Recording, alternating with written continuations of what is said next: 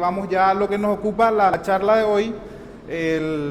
Lo preparamos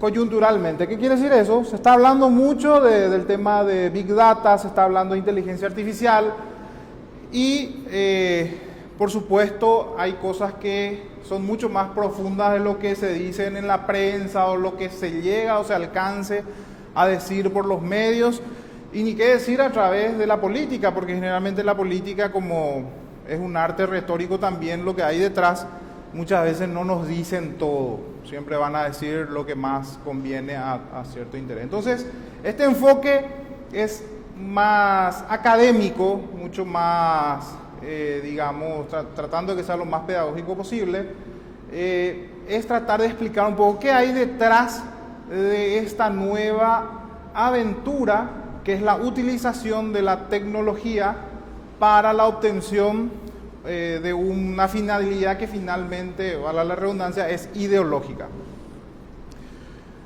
Para entender la utilización de esta tecnología, que después vamos a explicar de qué se trata Big Data, inteligencia artificial, tenemos que entender el contexto. Hay una delgada línea al momento de criticar la Big Data o el Big Data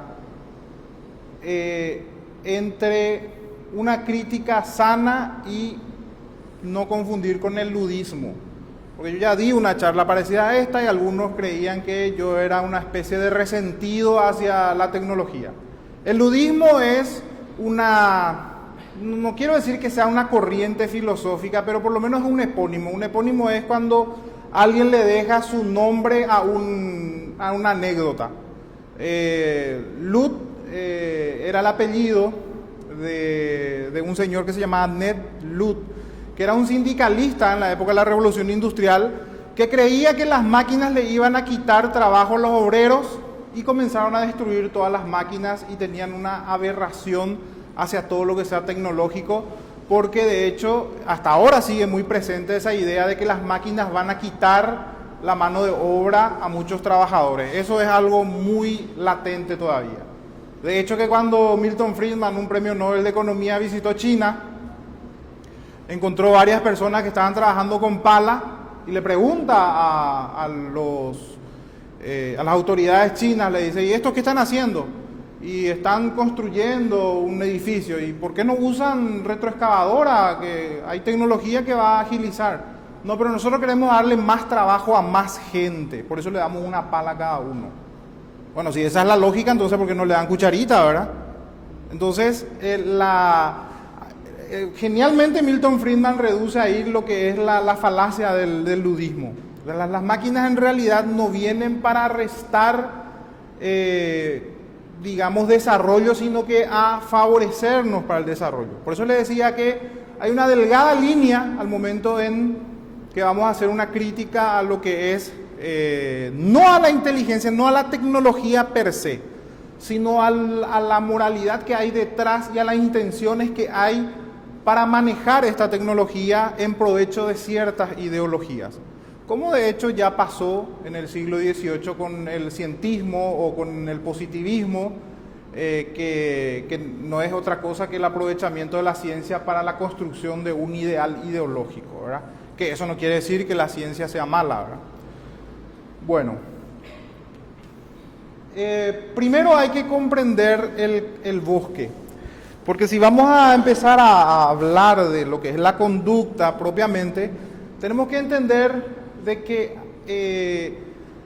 hay un objetivo mucho más allá de lo que es la conducta propiamente y es o la conducta individual, y que es la conducta colectiva. Constructivismo racional. Esta es una frase de Friedrich von Hayek, un premio Nobel de Economía, que es parte de una escuela económica que vino a romper con el molde de la economía tradicionalista, que era la escuela materialista de economía. Él es parte de una escuela que cree que la economía no son cosas, la economía no es material, no es dinero, no es el petróleo, sino que son ideas. Es decir, la asignación ideológica que nosotros le damos a las cosas. ¿Por qué valoramos una cosa y por qué despreciamos otras cosas? Le doy un ejemplo. La escuela materialista va a deducir, si es que hay un pedazo de pizza y hay 5 partes y hay 8 comensales, va a deducir que va a haber escasez. La escuela subjetiva va a decir que a cualquiera de los 8 se les puede ocurrir copiar la receta y multiplicar. De hecho que eso ocurrió literalmente cuando la escuela materialista, donde estaba Malthus, por ejemplo, creía que iba a escasear el petróleo, creía que iba a extinguirse los árboles, etc. Y se había hecho una apuesta de que en 20 años no solamente no iba a escasear los bienes, sino que se iba a multiplicar. Bueno, esto es para tener nomás nada más en cuenta de que hay 2 escuelas y este señor es representante de esta escuela. ¿Por qué dice que el constructivismo racional es una planificación a gran escala? Porque es el deseo de ciertos intelectuales que ven una sociedad ideal de acuerdo a sus convicciones. ¿Qué es lo bueno para mí? Lo bueno para mí puede ser religioso, puede ser el ateísmo, puede ser, no sé, lo que se me ocurra. Lo que para mí es bueno, yo creo que es también bueno para los demás. Uno de los más grandes exponentes del constructivismo racional es Platón.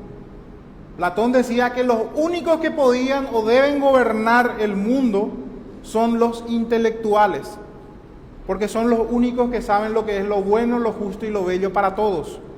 El resto es puro manada, puro masa, simplemente tienen que ser dirigidos. Esa idea es antiquísima. Entonces Hayek le llama a ese grupo de intelectuales o a esa forma de ver el mundo constructivismo racional, es decir, la construcción de una sociedad en base al intelecto de ciertos intelectuales, que pueden ser brillantes, pueden ser los genios más grandes que pudieron haber pisado la tierra, pero ellos quieren que su modo de ver las cosas sea la que sea impuesta a los demás. Siempre vamos a escuchar de repente que lo tenemos instintivamente, ¿verdad? No me gusta esa música, ¿cómo le puede gustar esa música? ¿Cómo se puede vestir así? O sea, instintivamente tenemos algo de tiranos, ¿verdad? Queremos imponerle a los demás nuestra visión de las cosas. De hecho que eso es, como les dije, instintivo. Nosotros queremos siempre posicionarnos sobre otros. Esa gran planificación sigue todavía vigente. ¿Y qué es el o la Big Data? Porque estuve revisando, porque hubo algunos cuestionamientos de cómo se dice realmente la o el, ¿verdad? Cuando se hace cuando se utiliza un anglicismo que es Big Data, un gran dato, vamos a decirlo, no hay una regla todavía, por lo menos. O sea que lo puedes decir la o el de acuerdo al contexto que uses. Por lo menos todavía no hay una regla, ¿verdad? ¿Y por qué está relacionado con el totalitarismo? Hay 5, vamos a decir, valores que tiene hoy día la Big Data, que son las 5V, ¿verdad? Volumen, variabilidad, velocidad, veracidad y valor. ¿Qué quiere decir esto? Volumen, cuando se habla de Big Data se habla de muchos datos. Estamos hablando de toda la conectividad humana, ya sea por las redes sociales, ya sea a través de la tecnología o ya sea un archivo físico, porque hay algunas cosas que tampoco están en internet y que todavía faltan digitalizar por lo menos, ¿verdad? Pero todo eso, toda esa fuente es la que constituye la Big Data. O sea, la Big Data sería como el bruto de la información humana que hoy existe. O sea, que eso es algo imposible de cuantificar y no cabría en nuestro cerebro toda la información que maneja la humanidad. Pero por eso es que se tiene estos valores, ¿verdad? Primero que tiene que ser un volumen, tiene que ser gigantesco. La variabilidad quiere decir que es diversa, de fuente diversa, viene de cualquier de cualquier fuente. No importa la fuente, todo constituye un gran dato. La velocidad, que hoy ya es un valor, antes no lo era, porque cuando comienza esto comienza desde la época, por lo menos desde la época que tenemos registro, como nace la banca, por ejemplo. Ustedes ni se imaginan, o sea, es una cosa fantástica. Nace con los famosos templos de los griegos, que eran los famosos oráculos. Los oráculos eran unos viejitos que interpretaban supuestamente el devenir y tenían unas vírgenes vestales a quienes les drogaba y hacía show y eso le impresionaba a la gente, pero que también tenía y que la gente no sabía, una vasta red de espías por toda la ciudad. Entonces esos espías le proveían siempre de información y la gente terminaba convencida de que ellos realmente, como le tenían allá a una doncella de 15 años diciendo incoherencias porque le drogaban con una droga que no sabría decirle el nombre, pero al decir las incoherencias ellos supuestamente eran los únicos que podían interpretar y la gente terminaba creyendo. Pero cuando me venía a visitar Oscar, yo ya sabía que Oscar era el hijo de fulano, que hacía, o sea, mi red de espía se basaba en esa información. Fue mejorando eso con el correr de los tiempos, por ejemplo, y algunos con muy buenas intenciones. Yo siempre toco el caso de Holanda, que hicieron ellos un censo con buenas intenciones para saber la población religiosa que había. Los judíos, los católicos, etc. Hicieron un censo. Cuando vinieron los nazis, ya tenían el trabajo todo hecho. La Gestapo ya simplemente absorbió esa información y le fue muy fácil identificar quién eran los judíos, ¿verdad? O sea que la información muchas veces puede estar asociado al totalitarismo, porque ahí es donde está la gran discusión hoy día.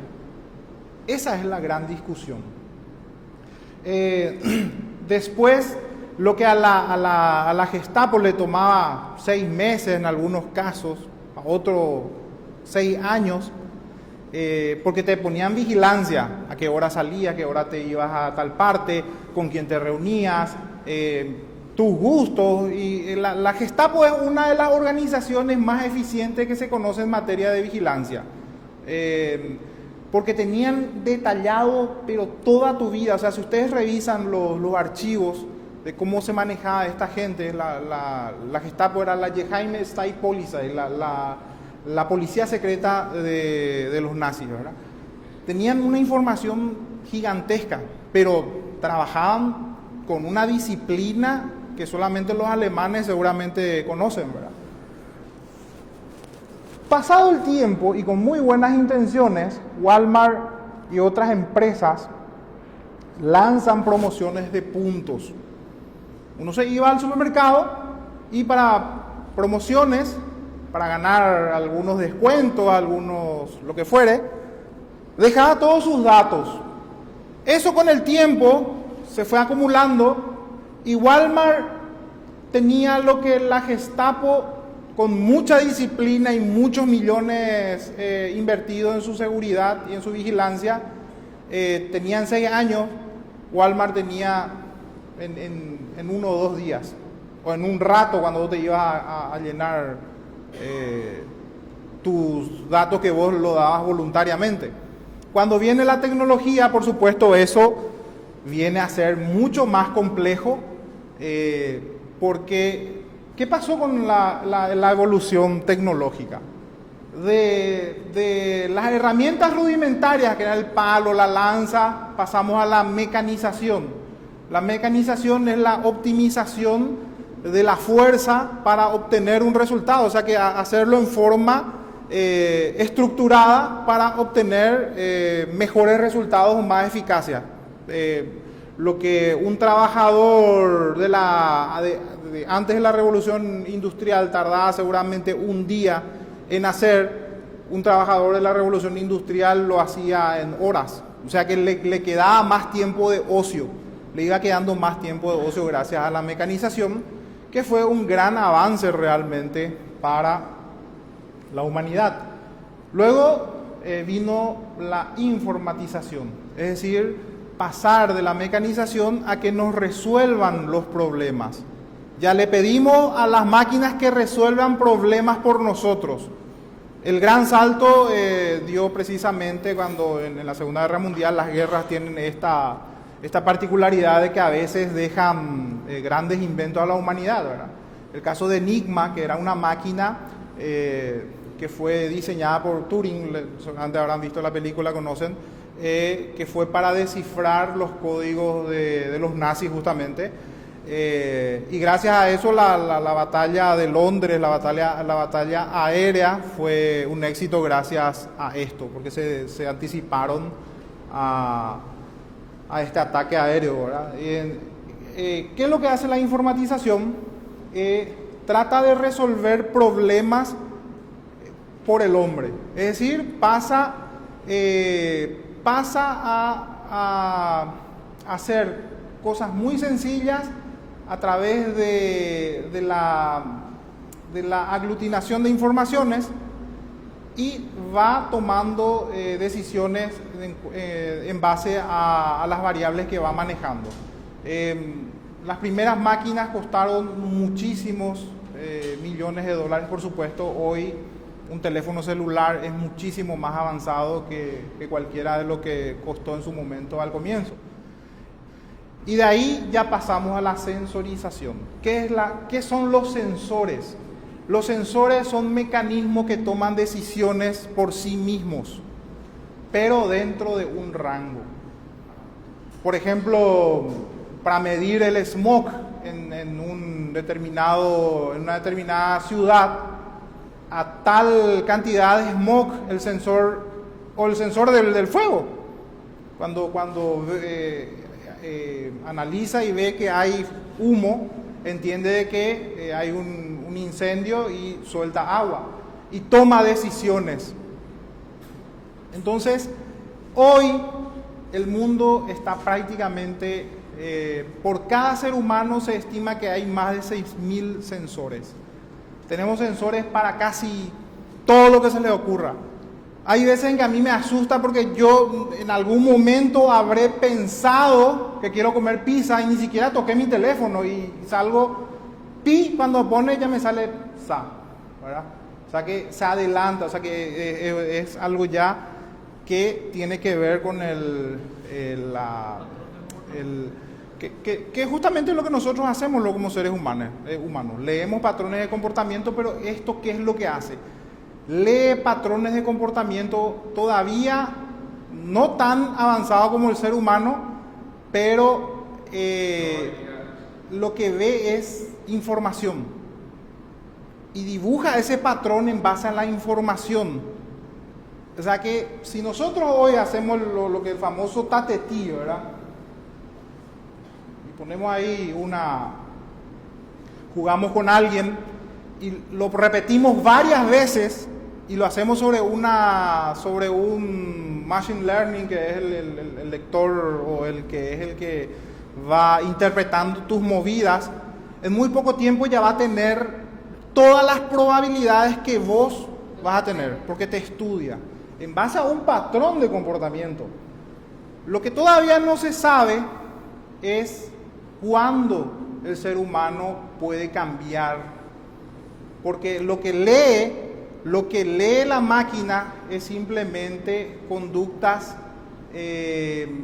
algunas son racionales, otras instintivas, otras digamos que fueron inconscientemente, por buscar un término, ¿verdad? Yo todas las mañanas tomo café porque me gusta, pero también lo hago inconscientemente.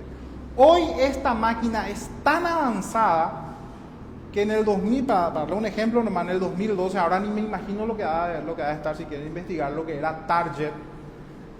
¿Qué hacía? Enviaba a una niña de 14 años informaciones sobre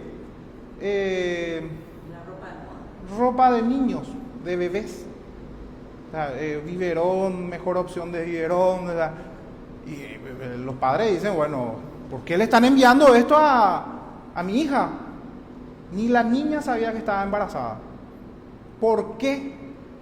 ¿Por qué tomaba esas decisiones la máquina? Porque hay conductas que las embarazadas tienen que cambia por su alimentación, o sea, te asusta. Eso fue en el 2012. O sea, busquen la información, Target 2012, este caso de la niña embarazada, ¿verdad? Que fue algo que asustó, ¿verdad?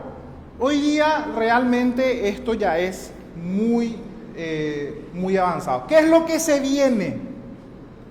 La singularidad tecnológica y la muerte de la muerte. Es una predicción. ¿Qué quiere decir la singularidad tecnológica?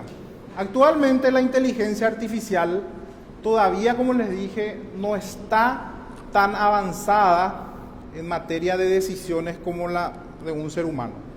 En los años 90, cuando Kasparov perdió frente a la máquina, no es que perdió de una, perdió 2-1, o sea, todavía no era tan perfecta. Hoy, por supuesto, está muy evolucionada la tecnología y se cree que en el 2045 va a ocurrir lo que se llama singularidad tecnológica, en donde la inteligencia artificial va a superar a la humana. O sea, una predicción. Es decir, hoy vos podés hablar con un robot y el robot va almacenando datos, porque ¿qué es lo que hace la inteligencia artificial? Se nutre de la Big Data. La Big Data es millones de fotografías en donde va leyendo de acuerdo a la información que le cargamos, o en muchos casos ya va simplemente absorbiendo. Esta idea de querer ser dioses es muy antigua. Es la primera vez en toda la humanidad, en nuestra historia, que tenemos esta tecnología, y lo cual cada vez nos hace ser mucho más arrogantes, ¿verdad? ¿Se imaginan lo que era en la época de Platón, cómo ya se creían arrogantes? Hoy prácticamente estamos equiparados a lo que eran los antiguos dioses, ¿verdad? ¿Y qué quiere decir la muerte de la muerte? Se cree que la muerte va a ser curada porque lo tratan como una enfermedad. Morirse va a ser una opción. Hoy, en los años 90, Estados Unidos gastó $1 billón para desarrollar el genoma humano. Hoy, gracias al genoma humano, que está mucho más desarrollado, por $1.000 ustedes pueden saber quiénes fueron sus ancestros 1000 años atrás. Y de las dos líneas, de su papá y de su mamá. Se puede predecir enfermedades y se pueden curar mucho antes. Se cree que muy pronto las enfermedades van a ser borradas antes de que se manifiesten, justamente por los patrones, ¿verdad? Se van a ir leyendo patrones y se va a ir solucionando estos problemas, ¿verdad? Se van a eliminar todo lo que son la polio, bueno, el cáncer, etcétera. Gracias al genoma se descubrió también de que el envejecimiento también se puede curar, porque hay dos células que no envejecen: las germinales, que es el espermatozoide y el óvulo, y el cáncer.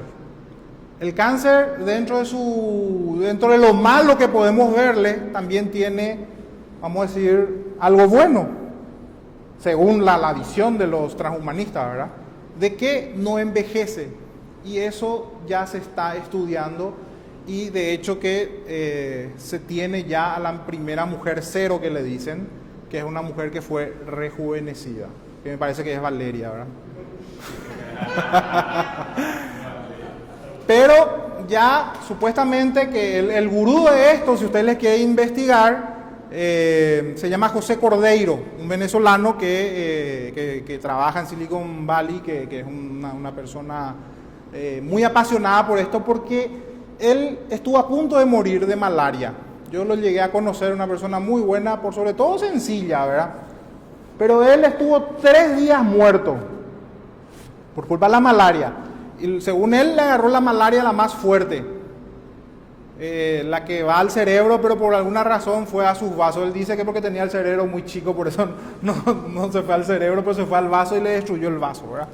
Entonces, estas son predicciones dentro de lo que se cree que va a haber y de acuerdo al patrón de comportamiento que estamos siguiendo la humanidad.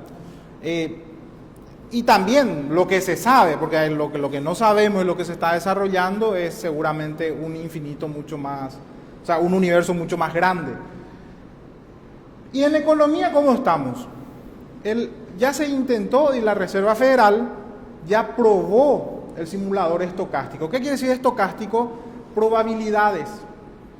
Un simulador de probabilidades en base a millones de informaciones para probar de que la economía keynesiana funciona.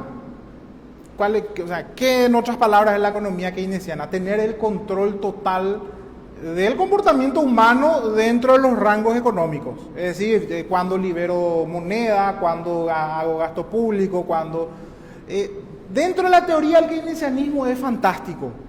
Dentro de la teoría, en el sentido, así como el comunismo, es así, fantástico no sé si es la palabra, es utópico. O sea, es todo perfecto, nadie le va a robar a nadie, ya se va a acabar la propiedad privada, entonces todos vamos a ser buenos en la teorización, en el ideal.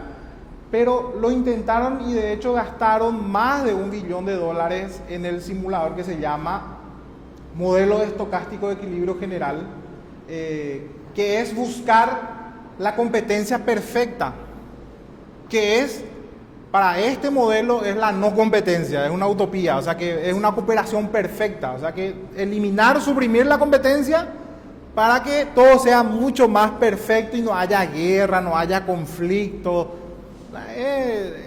En el ideal es, vamos a decir, genial, ¿verdad? Esto todavía sigue muy latente, de hecho que ahora el gobierno paraguayo también compró no esto, ¿verdad? Como lo tiene la Reserva Federal, pero sí compró un software que se va a nutrir de la Big Data. Y cuando dijo este señor que se va a nutrir de Facebook y todo eso, no estaba mintiendo, solamente que lo simplificó brutalmente, ¿verdad? O sea que lo que va a hacer la SED es lo que hacía la Gestapo o lo que hacía otros sistemas totalitarios, va a nutrirse de la información en su propio interés. Me debe, esto no es que se preocupan para ver, como antes creíamos, como muchos creen, que por qué el Estado o el Ministerio de Educación le pregunta a tus hijos qué tipo de piso tiene en su casa, que supuestamente porque se preocupa. No es por eso realmente, es para tener la mayor cantidad de información que de alguna u otra forma va engrosando esa Big Data que se viene trabajando desde hace muchísimo tiempo. O sea, esto no es de ahora estamos hablando del tema y es por eso que quizás a muchos les sorprenda. O sea que existe la tecnología, existe más que nunca una forma de leer patrones como ni el ser humano lo está leyendo, porque nosotros como seres humanos lo que hacemos es leer patrones. El cerebro se reduce a leer patrones de comportamiento, ¿verdad? O sea, cuando vamos a cruzar la calle, vemos que el auto viene acá, nuestro cerebro está analizando todas las probabilidades para tomar una decisión. Cuando tomamos esa decisión, ese es todavía el gran hueco que tiene esta tecnología, por más avanzada que sea. Y sencillamente porque el ser humano todavía tiene algunas complejidades que no puede entender todavía la tecnología, ni el ser humano mismo, que tiene que ver con la conciencia, los instintos, en qué momento y por qué. A veces nosotros no sabemos por qué tomamos una decisión. Hoy yo puedo tomar una decisión porque alguien me cayó bien y mañana puedo tomar una decisión porque ni siquiera hay una razón. O por lo menos no leemos la razón. Bueno, ¿cuáles son las críticas al constructivismo racional? Popper decía que siempre que el hombre ha buscado su cielo en el Estado, solo ha encontrado su infierno. ¿Qué quiere decir esto? Por eso le digo que hay una delgada línea entre el ludismo y la crítica a la inteligencia artificial. No es que se critica lo bondadoso que puede ser la inteligencia artificial y todo lo que está viniendo. Y que lo que no se quieren morir, que no se mueran, ¿verdad?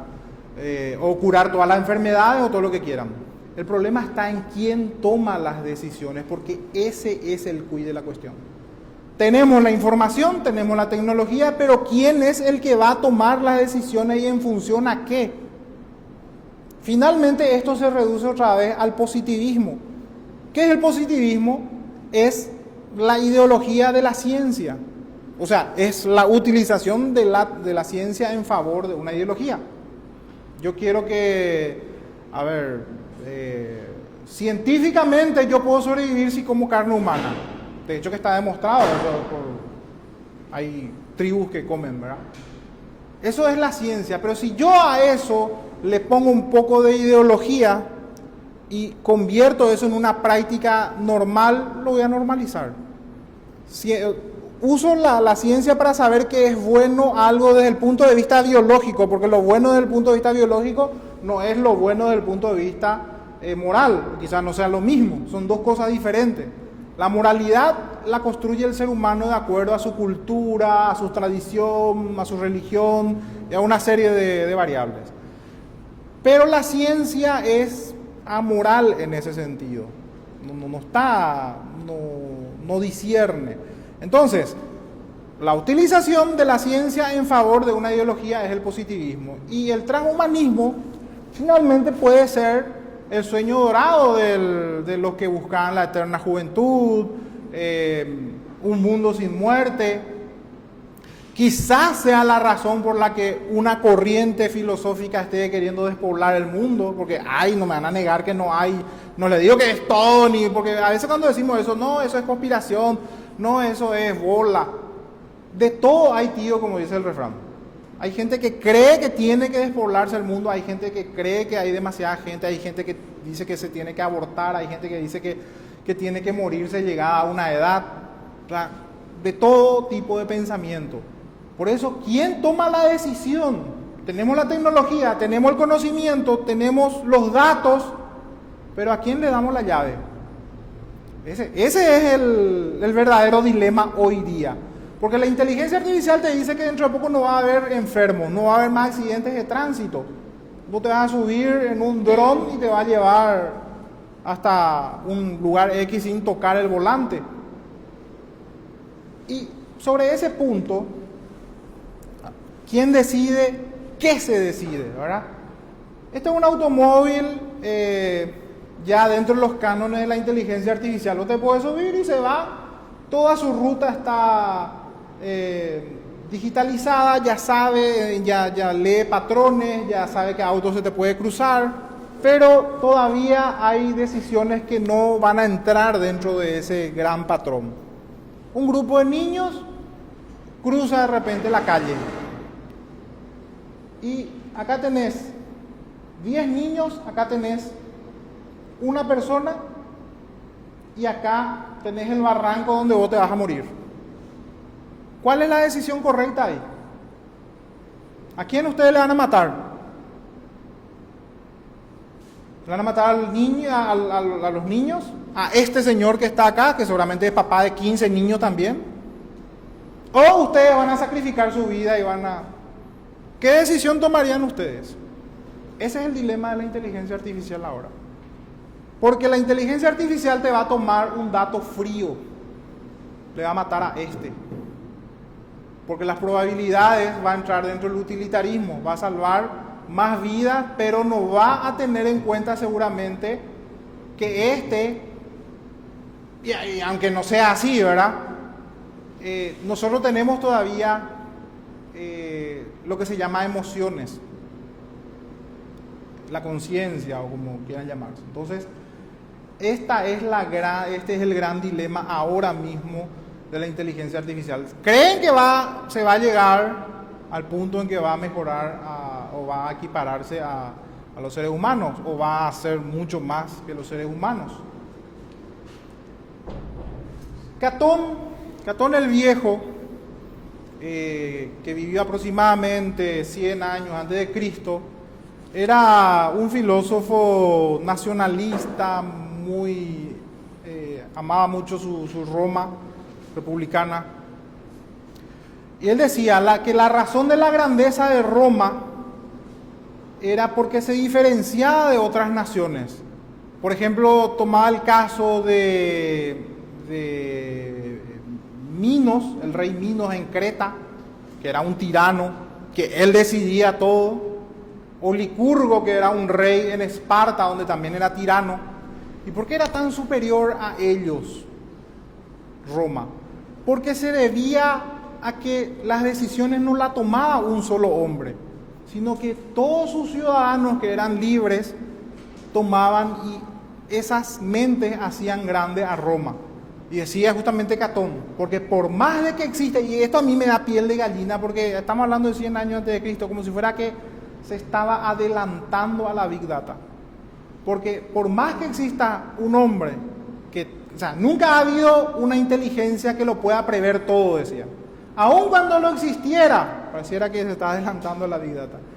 Que todas las cabezas estén en una sola, también le va a faltar otros detalles del ser humano. Y la experiencia en el tiempo, ¿verdad? Que esa experiencia en el tiempo es lo que hace también la lectura de patrón por tiempo, que ya hay también, ¿verdad? Pero ¿qué es esa parte esencial que no tiene todavía la computadora? Que es la división de la mente. La mente humana toma decisiones en base a 3 factores, o 3, vamos a llamarle condiciones, que tiene que ver con nuestra estructura mental.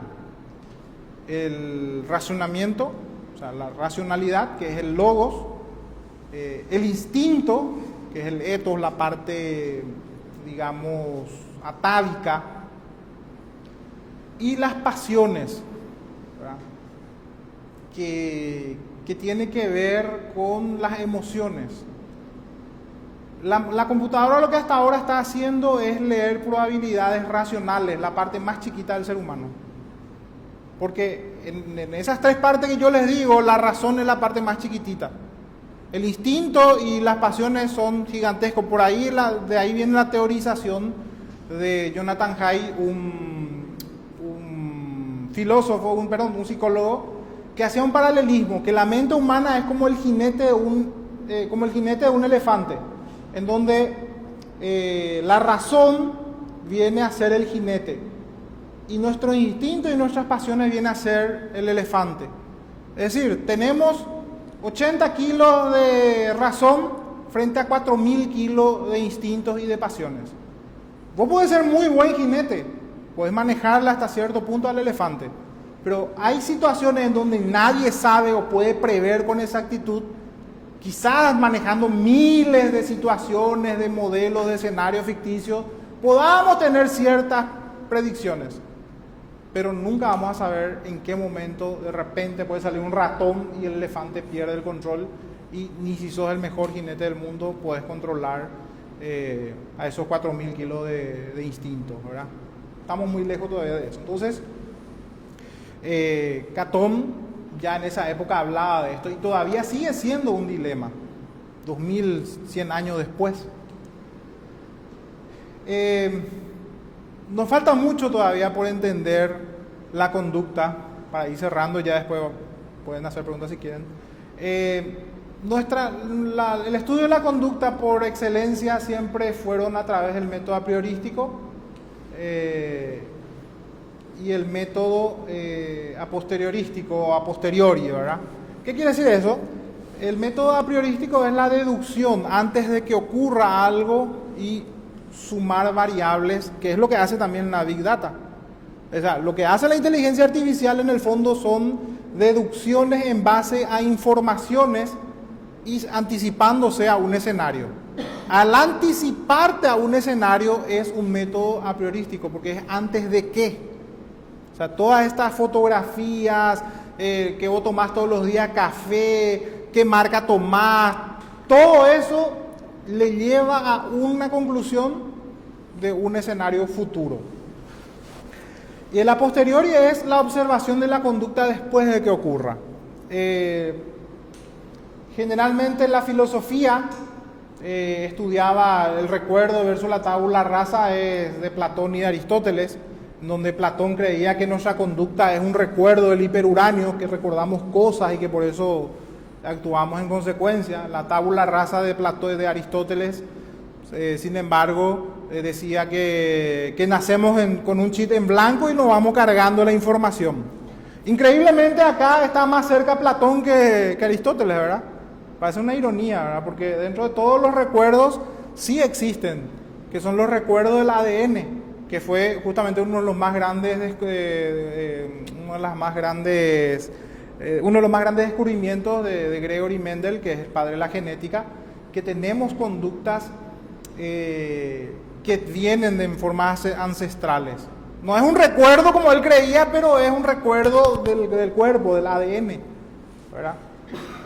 El racionalismo, que creía o cree de cierta forma de que la conducta tiene que estar sometida a la razón pura, de que el ser humano tiene que ser racional, y es lo que puede convertirse en una computadora hoy día, ¿verdad?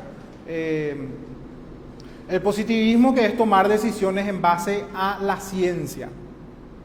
Se probó de todo esto. El racionalismo, en nombre de la ciencia, en nombre de la razón, se enviaron a millones de seres humanos a la guillotina. Bueno, en el caso de Francia, a miles. Más de 200.000 curas fueron a la guillotina. En nombre de la razón, porque se tenía que extirpar la creencia de un Dios por la fuerza. Y siempre era supuestamente con buenas intenciones. Por eso le decía, el constructivismo racional es la construcción de una sociedad en base a un racionalismo. Y más moderna todavía la psicología. La psicología es un desprendimiento de la filosofía, que también estudió la conducta humana, especialmente el conductismo a través de Watson, que es la manipulación de la conducta, en otras palabras. O sea que, por ejemplo, la conducta operante es darle un premio a alguien para que lo haga, y si lo hace en forma repetida vas a lograr que esa persona tenga un comportamiento en base a eso, ¿verdad? Los premios, los favores políticos, o sea, los que están en política saben muy bien de esto, ¿verdad?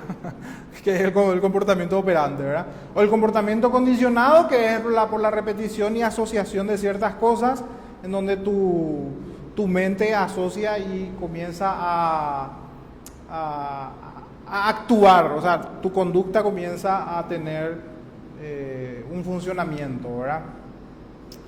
Los métodos a posteriornísticos son la etología humana y la sociobiología. Seguramente los que están acá son expertos, me van a decir en otros más avanzados. La etología humana es el estudio del comportamiento, de patrones de comportamiento, así como hace la Big Data, pero lo hace, en forma natural. Lo que hace es se mete en el medio natural de los animales, los estudia. Bueno, eso en realidad es etología animal. La etología animal es la que se mete en su hábitat, estudia todo su comportamiento, y la etología humana es la que lo compara. Entonces ahí vemos que muchos de nuestros comportamientos son atávicos, porque tenemos miedo, porque amamantamos, porque le cuidamos, porque la familia es un comportamiento atávico. No es una ideología la familia vos ves en patrones de comportamiento en muchísimas otras especies. El apareamiento, que vos le llevas flores y fíjense cómo las reglas de cortejo en la naturaleza, cómo hacen los machos cuando tienen una hembra, o sea que, y la competencia, esos son patrones de comportamientos atávicos, que es gracias a un premio Nobel que se llama Konrad Lorenz, que lo estudió muy bien y hoy está muy avanzada. Tenemos, hoy día sí ya sabemos muchísimas cosas gracias a eso. ¿Por qué preferimos la seguridad antes que la libertad? ¿Por qué es tan fuerte los sistemas totalitarios y tan difícil de desprenderse? Son comportamientos atávicos. ¿Por qué un político te ofrece seguridad y no te ofrece la libertad de trabajar y de ganar tu propio y ser el dueño de tu destino? Porque no te va a sujetar. Y eso está basado en estudios etológicos, ¿verdad? Y la sociobiología, que es esos comportamientos estudiados a nivel de ADN ya, a nivel celular. O sea, tenemos comportamientos que están mucho más que una conducta visible a simple vista. que es la que se encarga ya la sociobiología, ¿verdad? Y para ir terminando, la conducta sigue siendo praxeológica. ¿Qué quiere decir la conducta praxeológica? Que nuestra conducta no responde a la razón, no responde a la ciencia, porque yo puedo traerte acá, mira, científicamente Olimpia es el mejor. Y te puedo demostrar que Olimpia tiene 2 Libertadores, pero no vas a tomar la decisión de cambiar tu club aunque vos seas luqueño, ¿verdad? O yo le estoy diciendo una cosa muy básica, ¿verdad? Les puedo traer estudios científicos concluyentes de que fumar es malo o la homosexualidad es mala, es mala objetivamente, pero no puedo yo obligarte a que no seas homosexual. Finalmente tuya es la decisión. No es como creen los constructivistas racionales que porque yo tengo la razón y porque está demostrado físicamente o como quieran, de que se tiene que tomar esa decisión. Ese es el gran error de los constructivistas, que quieren construir una sociedad perfecta pasándose por encima de ¿qué? De la libertad humana. Porque por más de que sea malo, por más de que sea bueno, por más de que sea lo que fuere, sigue siendo el ser humano el que decide todavía. Por más que sea Corea del Norte, siempre hay resquicios en donde algunos se escapan, ¿verdad? La praxeología es el estudio de la acción humana, pero en base a variables que son imposibles de predecir, aunque tengamos inteligencia artificial, hasta ahora por lo menos. Hay novelas muchas novelas, Matrix, ¿cómo se llama? Yo Robot, muchísimas, en donde habla de ese mundo perfecto y donde hay ese Jurassic Park. Jurassic Park es dentro de este patrón también, en donde todo está perfecto gracias a la tecnología, nada no se va a escapar. Y me acuerdo que justo le traen a un experto en caos y todo el mundo decía, ¿y para qué? El tipo explicaba, mira, te echaba la gota sobre la mano y cómo tomaba una línea. La siguiente gota tomaba ya otro camino, ¿verdad? Y explicaba que cada variable, un pelito, el viento, hace que tomen diferente. Entonces la teoría del caos lo que dice es que siempre va a haber algo que salga. Podemos prever todo lo que podemos jugar a ser dioses, pero por lo menos hasta ahora la historia nos sigue enseñando de que todavía no podemos ser dioses.